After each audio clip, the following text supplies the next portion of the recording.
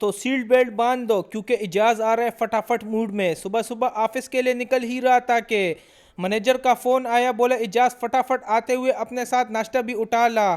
सबसे पहले मिशन दही रेस्क्यू, बाइक स्टार्ट की और दही की दुकान के लिए निकल पड़े। दही रेस्क्यू किया और दूसरे मिशन की तरफ चल पड़े। होटल पहुंचे तो पराठों का ऑर्डर लगवाया। पराठे जब तक तैयार हो रहे थे अंदर होटल में बैठ गए, इतने में पराठे भी रेडी हो गए। पराठों को फटाफट उठाया और ऑफिस के लिए निकल पड़े। खैर ऑफिस पहुंचे तो सब हमारे इंतजार में बैठे थे जैसे मैं कोई बड़े फिल्म का बड़ा हीरो हूँ। सबसे दुआ सलाम की और मिशन नाश्ता खल्लास पर बैठ गए। खैर नाश्ते का पहला नवाला लिया, रूह ने भी दुआई दी। नाश्ता खत्म करने के बाद अपने टेबल पर पहुंचे और काम शुरू किया। इसके बाद लंच का टाइम आया तो दोस्तों ने कहा केएफसी का है। केएफसी हाजिर हुआ और सब ने मिलकर केएफसी को हजम किया। दोस्तों अगर व्लॉग अच्छा लगा हो तो फेसबुक पेज को फॉलो करें, यूट्यूब चैनल को सब्सक्राइब करें, क्योंकि जिंदगी है फटाफट और मैं हूं इजाज फटाफट।